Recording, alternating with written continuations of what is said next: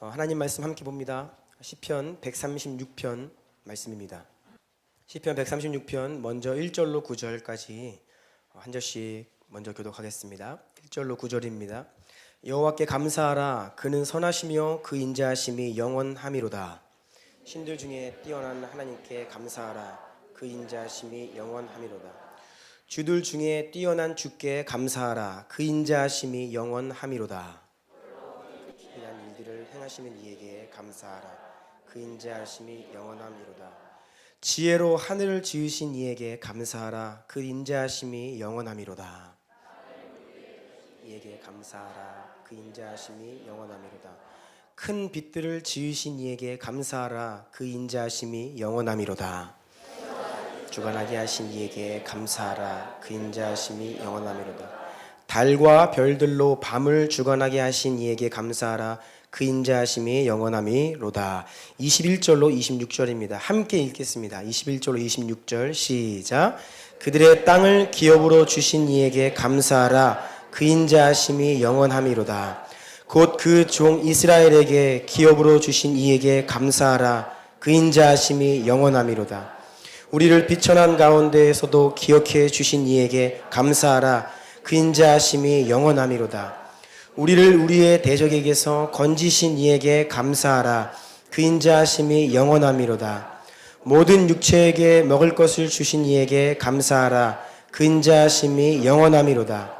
하늘의 하나님께 감사하라. 그 인자하심이 영원함이로다. 아멘. 제가 잠시 기도하고 말씀 나누기 원합니다. 존귀하신 주님, 모든 것이 주님께로부터 왔기에 주님께로 돌아가는 것이 합당합니다. 아름다우시고 존귀하신 주 앞에 우리가 함께 감사 예배를 드리며 또한 이 시간 주님께서 우리에게 주시는 말씀을 듣고자 합니다. 하나님, 성령 안에서 이 자리에 모인 존귀한 모든 하나님의 형상, 주의 말씀을 온전히 듣게 하시고 아멘하며 그 말씀으로 우리를 빚으시고 살려 주옵소서. 예수님 이름으로 간절히 기도합니다. 아멘. 우리 주나님교회의 새 예배 초서 이전 감사 예배 함께 하신 모든 분들 주님의 이름으로 환영하고 축복합니다. 우리 주변에 있는 분들 많이 계신데요. 주변에 쭉 돌아보시면서 좌우 앞뒤 4분 이상씩 이렇게 인사합시다. 환영하고 축복합니다. 환영하고 축복합니다. 네.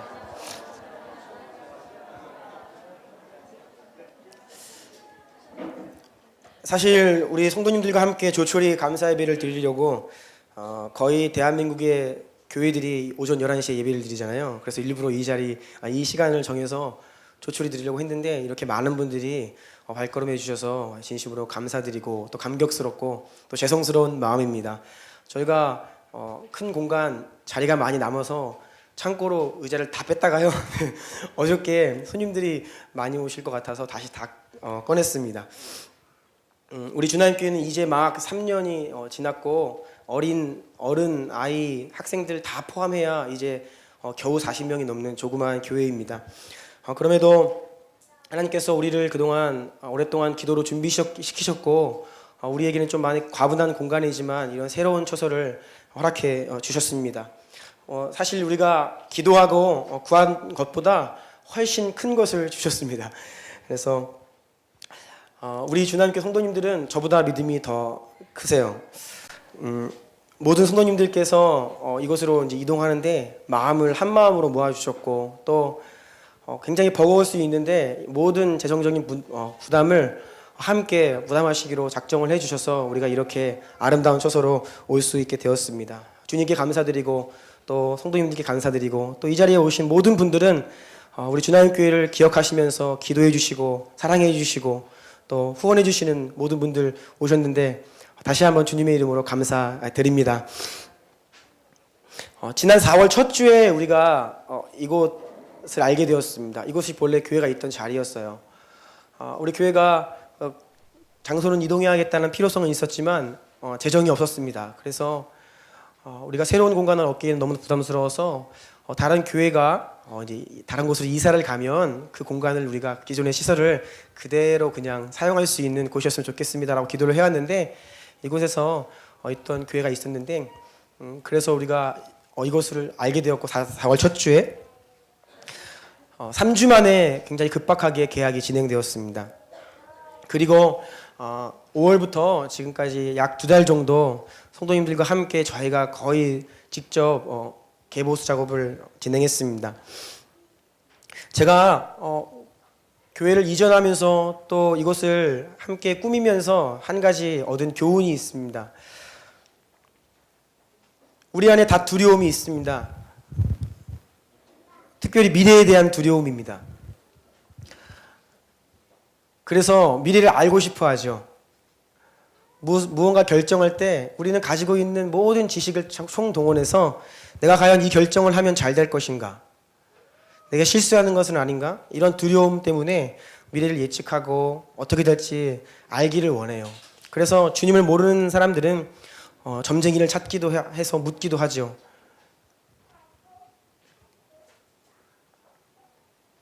저도 때로 두려움 때문에 하나님께 묻곤 합니다. 하나님, 제가 제대로 된 길을 가고 있습니까?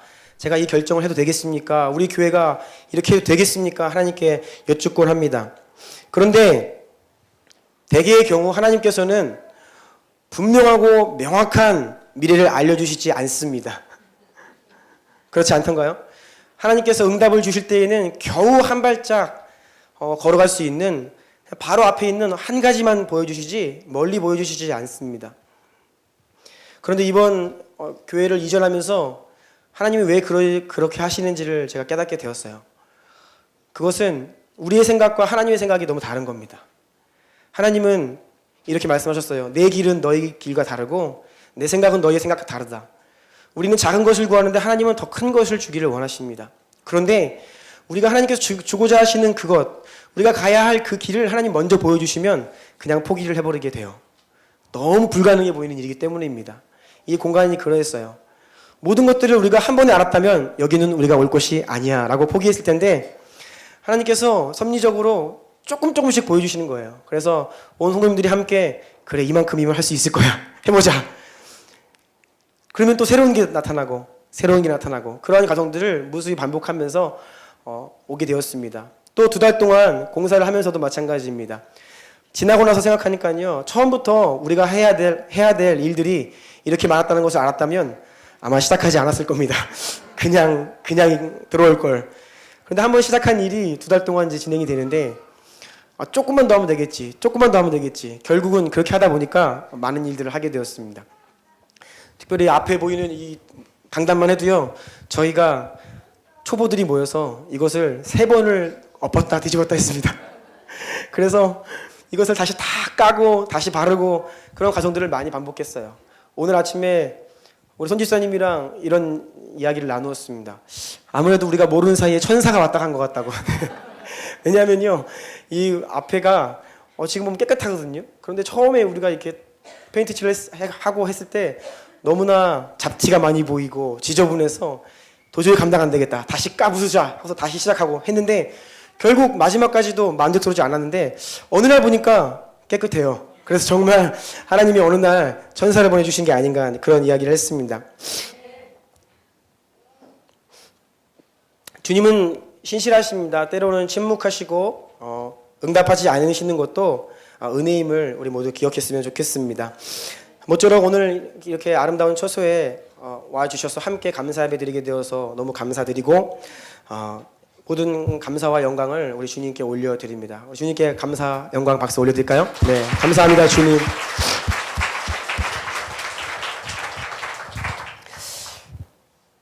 오늘 본문 말씀 가지고 함께 잠시 주님 말씀 나누기를 원합니다.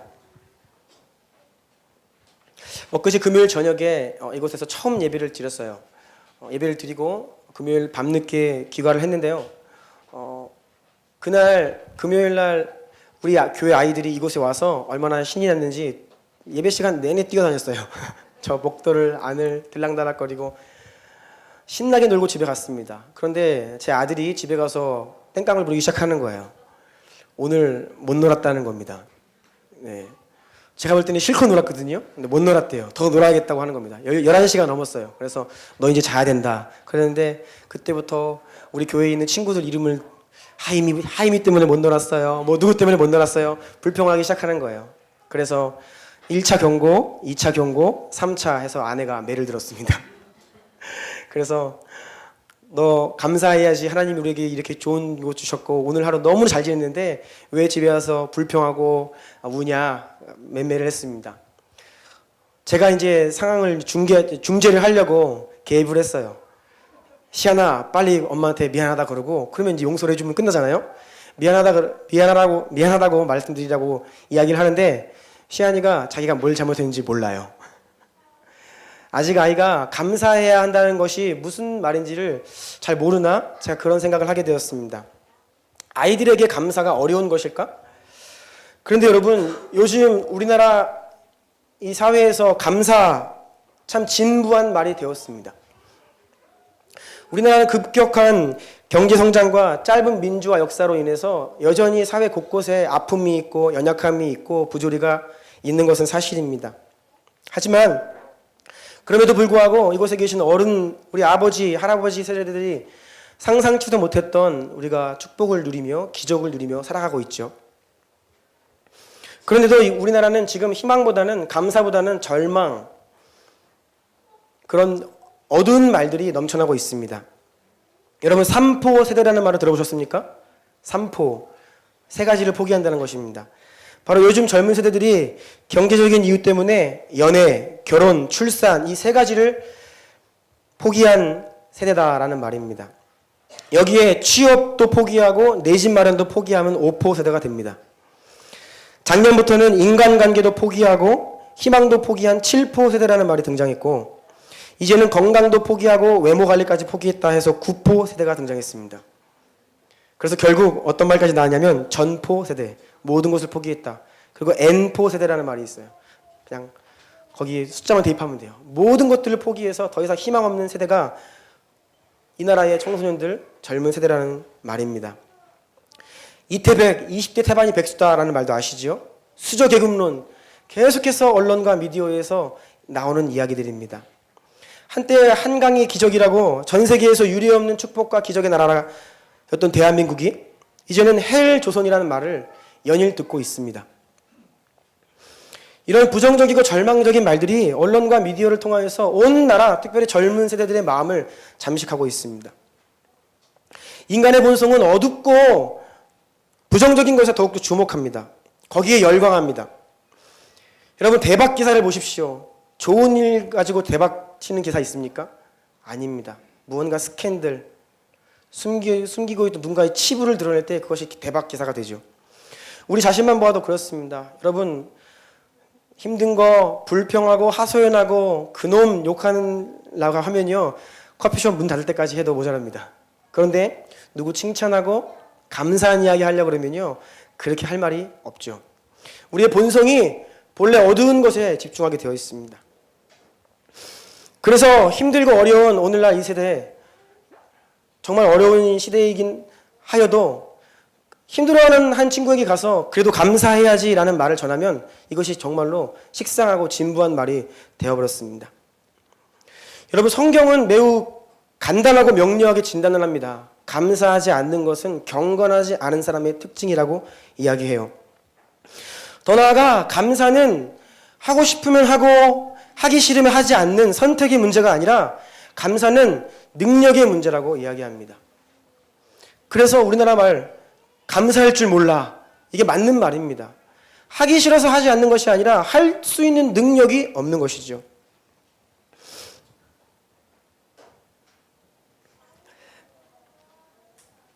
한국교회 역사에 손양원 목사님이라는 참 존귀하고 자랑스럽고 존경할 만한 신앙의 선배님이 계십니다. 여수 순천 반란 사건 때 이 손 목사님의 두 아들이 예수님을 믿는다는 이유로 반란군에 의해서 총살, 즉결 처형당했습니다. 이 두 아들의 장례식에서 이 아버지였던 손양원 목사님께서 드린 기도가 있습니다. 유명한 9가지 기도문입니다. 제가 읽어드릴게요. 주님 감사합니다. 나 같은 죄인의 혈통에서 순교의 자식을 나게 하시니 감사드립니다. 허다한 많은 성도 중에서 이런 보배를 나에게 주셨으니 감사합니다. 삼남 삼녀 중에서 가장 귀여운 맏아들과 둘째 아들을 바치게 하시니 감사합니다. 한 아들의 순교도 귀하거늘 하물며 두 아들이 함께 순교했으니 더욱 감사합니다. 예수님 믿고 와석 종신, 이것은 제 수명을 다해서 죽는다는 뜻입니다. 그것도 복이라 했는데 전도하다 총살 순교당했으니 더욱 감사합니다. 미국 가려고 준비하던 아들이 미국보다 더 좋은 천국에 갔으니 내 마음이 안심되어 더욱 감사합니다. 내 아들을 죽인 원수를 회개시켜 아들을 삼고자 하는 사랑의 마음을 주신 하나님께 감사합니다. 내 아들의 순교의 열매로서 무수한 천국의 열매가 생길 것을 믿으면서 감사합니다. 역경 속에서도 하나님의 사랑을 깨닫게 하시고 이길 수 있는 믿음 주신 하나님께 감사합니다. 이렇게 두 아들의 장례식에서 소 목사님 이런 기도를 드렸고, 이후로 자신의 두 아들을 죽였던 안재선이라는 청년을 자신의 양자로 입양을 합니다. 여러분, 감사는 상황이 좋다고 하여서 저절로 할 수 있는 것도 아니고 상황이 나쁘다고 해서 하지 못할 것도 아닙니다. 오늘 읽은 시편 말씀 보면 하나님께 감사하라 그 인자하심이 영원함이로다 라는 말을 매 절마다 반복하여서 26번씩이나 같은 말을 반복합니다. 인자하시다라는 뜻은요, 헤세드라는 단어입니다. 이 단어는 굉장히 좋은 단어입니다. 한글 성경에 다양한 단어로 번역이 되어 있는데요, 확고부동한 사랑, 영원히 변하지 않는 사랑이란 뜻이에요. 그래서 절대로 변함없는 사랑, 그래서 충성이라고 번역되기도 하고요, 긍휼, 자비, 인자, 좋으심, 선하심, 이런 다양한 말들로 번역되어 있는 단어가 바로 오늘 하나님 인자하심이 영원하다 할 때의 그 인자라는 뜻입니다.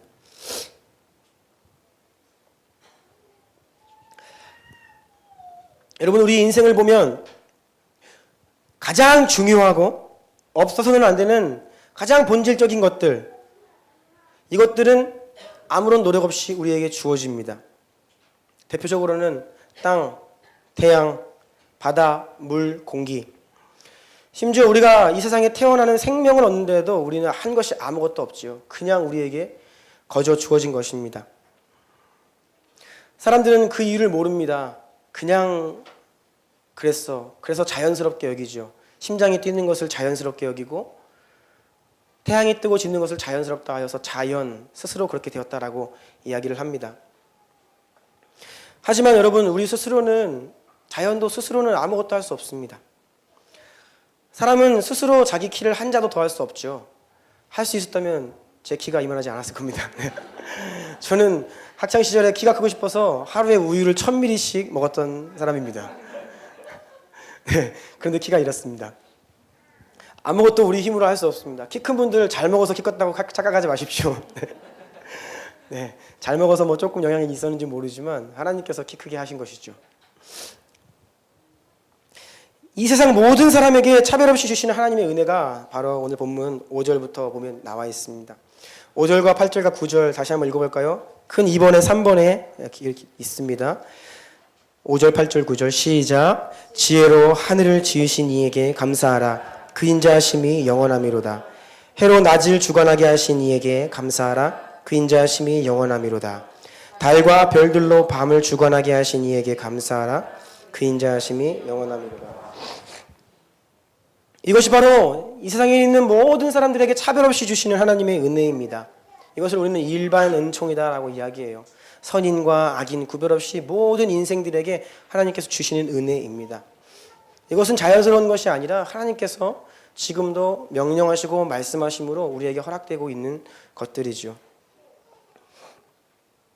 여러분들이 한 주 동안 건강히 사시고 오늘 이렇게 함께 예배드릴 수 있는 것도 지난 일주일 동안의 하나님의 은혜가 여러분 각자에 있기 때문입니다. 한 분도 예외 없이요. 뿐만 아니라 우리 각자의 삶 속에서 갖고 있는 모든 것들은 다 하나님께서 주신 것들입니다. 마태복음 10장 29절 말씀 첫 페이지 제일 밑에 있죠. 한번 같이 읽어볼까요? 시작. 참새 2마리가 한 아사리온에 팔리지 않느냐. 그러나 너희의 아버지께서 허락하지 아니하시면 그 하나도 땅에 떨어지지 아니하리다. 여러분, 참새는 가장 하찮은 것입니다. 2마리가 한 아사리온에 팔린다. 한 아사리온은 당시 이스라엘에서 가장 작은 동전 단위입니다. 지금으로 말하면 뭐 10원 이런 것들이에요. 우리가 가장 하찮고 별거 아닌 것처럼 여기는 그것까지도, 그것이 팔리고 하늘에서 떨어지는 것도 하나님의 허락하에 주님이 주관하신다는 예수님의 가르침입니다. 우리의 가정, 자녀, 여러분의 직장, 우리의 매일매일의 생업이 어떻게 보면 내가 하는 것 같지만 하나님께서 그러한 은혜를 주고 계시기 때문에 우리가 하루하루를 살아갈 수 있다는 성경의 말씀입니다. 시편 136편 23절과 25절입니다. 다음 페이지 제일 위에 있습니다. 이 페이지 제일 위에 같이 읽어볼게요. 시작. 우리를 비천한 가운데에서도 기억해 주신 이에게 감사하라. 그 인자하심이 영원하미로다. 모든 육체에게 먹을 것을 주신 이에게 감사하라. 그 인자하심이 영원하미로다. 따라서 여러분, 모든 사람은 예외 없이 감사할 만한 충분한 이유가 있습니다. 그리고 더더욱 그리스도인들은 그러합니다. 하나님을 알게 하신 특별한 은혜가 있고 대속의 은혜로 우리를 깨끗게 하시고 온전케 하신 은혜가 있죠. 하나님을 아버지라 부르게 하신 은혜가 특별한 은혜로 우리에게 주어졌습니다. 그래서 여러분, 우리는 감사해야 합니다. 여러분이 어떤 상황 가운데 있어도 아무리 힘든 일 가운데 있다 하여도 여러분에게 주어진 하나님의 은혜 기억하시면서 감사하시기를 축복합니다. 시편 기자는 감사함으로 하나님의 문에 그가 계신 그 임재로 들어가자라고 합니다. 감사함으로 들어가자. 그래서 메시지 성경은 이것을 바로 감사는 하나님의 임재로 들어가는 패스워드 비밀번호와 같다라고 번역을 하고 있어요. 여러분, 감사가 사라졌기 때문에 하나님의 임재를 경험하지 못하는 것입니다. 우리가 감사하기를 시작할 때에 하나님의 손길이 느껴지고 주님을 경험하게 되는 것이죠. 뿐만 아니라 감사는 또 다른 감사를 낳고 은혜를 더욱더 넘치도록 합니다. 고린도후서 4장 15절입니다. 시작. 이는 모든 것이 너희를 위함이니 많은 사람의 감사로 말미암아 은혜가 더하여 넘쳐서 하나님께 영광을 돌리게 하려. 감사가 계속된 감사와 은혜를 넘치게 한다는 사도 바울의 고백입니다. 따라서 바로 이러한 이유 때문에, 하나님의 존재 때문에 성경은 우리에게 언제나 어떤 상황에서든 감사하라, 항상 기뻐하라, 범사에 감사하라고 명령하고 있는 것입니다. 그리고 그런 하나님 명령에 순종하며 사는 감사의 생활 방식을 가지고 사는 자들이 바로 그리스도인입니다. 혹시 이 자리 가운데 주님을 믿지 않으시는 분들, 교회에 나가지 않는 분들이 계시다면 주변에 친구나 동료들 중에 교회 다니는 분인데 감사가 없이 살아가시면 한마디 해주세요. 너 교회 다니지 않니? 왜 감사 안 해? 내가 듣기로는 그리스도인은 감사하는 자들이라고 들었는데 라고 한번 말씀해 보세요. 오늘 우리가 이렇게 새 예배 초소로 이전을 감사하는 마음으로 예배를 드리고 있습니다. 그런데 저는 특별한 은혜가 있어서 우리가 이곳에 와서 감사하는 것도 중요하지만 언제나 어떤 일을 당하고 만나도 하나님께 감사를 잃지 않는 것이 가장 중요하다는 하나님의 말씀을 기억하기를 원합니다. 우리 삶 가운데 함께 하시는 주님으로 인해서 늘 크고 작은 감사 넘쳐나는 여러분들 되시기를 축복합니다. 마지막으로 여러분들께 기도를 부탁드리면서 말씀을 마무리하려고 합니다. 신앙생활은 하나님을 사랑하고 이웃을 사랑하는 것입니다. 그래서 성경 말씀에 옆에 있는 이웃을 사랑하지 않으면서 하나님을 사랑한다는 것은 거짓말이다라고 말씀해요. 마찬가지로 내가 무언가를 잘못했을 때에 하나님께 용서를 구했다면 동일하게 그 나의 잘못으로 인해 피해본 사람에게 가서 용서를 구해야 이게 정말 회개입니다. 하나님께 용서를 구했지만 사람에게 하지 않으면 그것은 아무것도 아니라는 것이 성경의 가르침입니다. 그래서 우리가 하나님께 감사할 때 늘 기억해야 되는 것은 또 하나님께 감사함과 동시에 하나님께서 나를 도우시는데, 우리를 도우시는데, 은혜를 주시는데 사용하시는 또 주변에 사람들이 많이 있지요. 그런 분들께도 감사하는 것이 신앙입니다. 하나님께 감사하면서 우리 모든 주나님께 성도님들과 함께 이 자리에 오신 모든 분들께 진심으로 감사드립니다. 네, 늘 기억해 주시고 기도해 주시고 또 후원해 주시고 관심 가져주시는 것이 너무나 감사하고 하나님께서 여러분들을 통하여서 우리에게 힘 주시는 것에 늘 감사하고 있습니다. 새술은 새 부대에 넣어야 한다, 예수님 말씀하셨죠. 새로운 공간을 주신 것은요, 하나님께서 이곳을 통해서 하고 싶은 새 일이 있다는 뜻입니다. 단순히 공간이 확장되고 이전한 것이 아니라 하나님은 우리 가운데 우리 주나님 교회를 통해 하고자 하시는 새 일이 있기 때문에 우리를 이곳으로 보내셨습니다. 저희들에게 과분한 공간을 주셨는데요. 그릇이 아무리 커도요. 여러분들 집에 있는 그릇이 아무리 좋은 그릇이고 비싼 그릇이어도 그것이 깨지거나 더러우면 사용하지 않죠. 마찬가지입니다. 하나님께서 우리 주나님 교회에 좋은 공간을 주셨는데 우리 공동체가 깨끗하고 또 화합하고 한 마음이 되어야 하나님께 쓰임 받을 수 있습니다. 그래서 여러분 꼭 우리 교회를 기억해 주시면서 온 성도 한 마음으로 연합하고 깨끗하고 정결하게 해서 하나님께 잘 쓰임 받을 수 있도록 기도해 주시기를 부탁드립니다. 그리고 이제 이곳에서 우리 주나님 교회의 두 번째 시즌이 시작되는데요. 하나님은 내 집은 만민이 기도하는 집이다 일컬음 받을 것이다 라고 말씀하셨습니다. 그 말씀이 합당하도록 우리 온 교회가 늘 기도하는 교회, 예배하는 교회, 그리고 만민이 예배하도록 땅끝까지 복음을 전하는 선교적 교회 될 수 있도록 여러분 꼭 기억하며 기도를 해 주십시오. 마지막으로 이 건물 이름이 뭔지 아십니까? 굿 닥터스 빌딩입니다. 혹시 들어오시다가 이 건물의 머릿돌 보신 분 계세요? 이 건물이 본래 메디컬 빌딩으로 지어졌습니다. 그래서 처음에는 다 병원들이었던 것 같아요. 지금도 병원이 대부분 병원이지만 머릿돌 보면 머릿돌이 말씀입니다. 마가복음 말씀이 기록되어 있는데요. 예수께서 이르시되 딸아 내 믿음이 너를 구원하였으니 평안히 가라 너의 병에서 놓여 건강할지어다. 이 말씀이 이 건물의 머릿돌입니다.